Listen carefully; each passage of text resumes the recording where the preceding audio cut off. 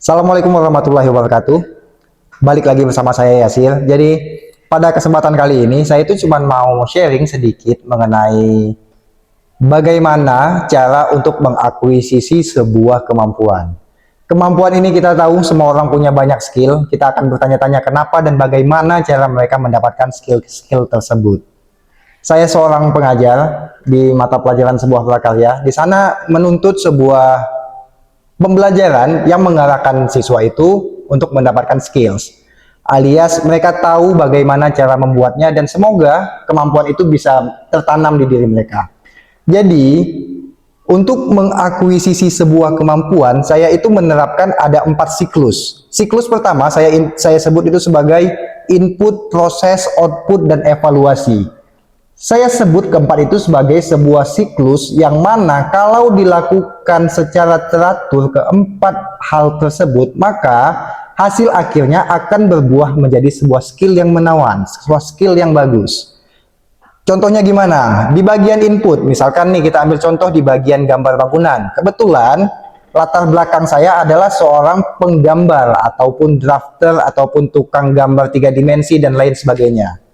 Saya sudah menjalani kegiatan belajar menggambar itu sejak 2015, kebetul di kampus, di kuliah segala macam. Jadi, kalau case-nya adalah kita mau mempunyai kemampuan menggambar yang baik, pertama di bagian input, pastikan kita itu memasukkan segala jenis informasi yang berkaitan dengan gambar bangunan. Misalnya, kita spesifik aja langsung, mau gambar rumah tipe 36. Ya udah, langsung aja kita cari segala macam jenis informasi, sebanyak-banyaknya informasi mengenai rumah 36. Mau 1 sampai 10 model kita kumpulkan, nggak masalah. Kita kumpulkan dulu gambar-gambar sebanyak-banyaknya. Jenis materialnya apa saja, kita masukkan semua informasi ke dalam catatan kita ataupun di dalam kepala kita. Selain input pengetahuan, kita harus tahu juga kita mau gambarnya ini manual ataukah secara digital. Kalau secara digital, kita tahu aplikasi yang biasa dipakai adalah AutoCAD. Untuk dasar menguasai AutoCAD, kita harus tahu juga nih, oh untuk belajar AutoCAD harus bisa begini, begini, dan begini. Itu masuk ke dalam rangkaian input informasi yang harus kita terima dan harus kita cari sendiri.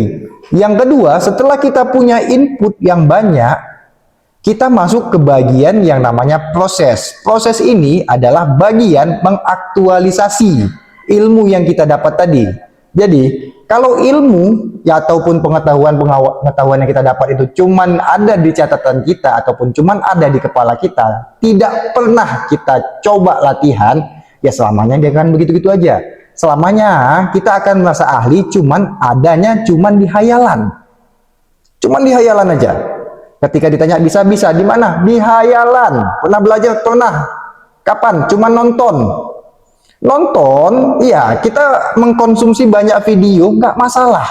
Tapi kalau kita tidak pernah mengaplikasikan, saya yakin sampai kapanpun kita tidak akan pernah bisa. Karena sebagian dari kita itu hanya berputar-putar di bagian proses saja, proses. Tidak pernah menemukan jalan keluar. Padahal kita udah tahu nih, output dari sebuah gambar adalah ya gambar. Baik itu 2 dimensi ataupun 3 dimensi, itu adalah outputnya. Masalah jelek bagusnya itu urusan belakangan.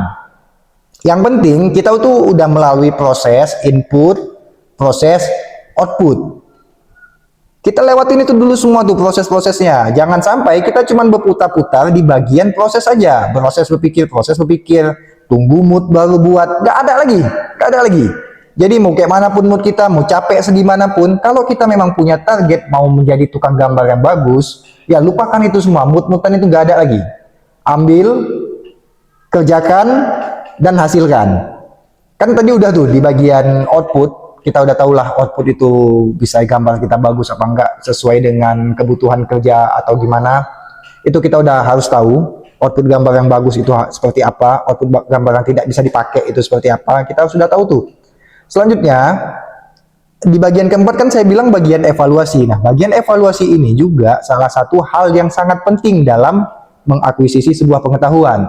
Kita bisa saja ngerasa udah cukup dengan ilmu yang kita ada, bisa aja dan sah-sah aja.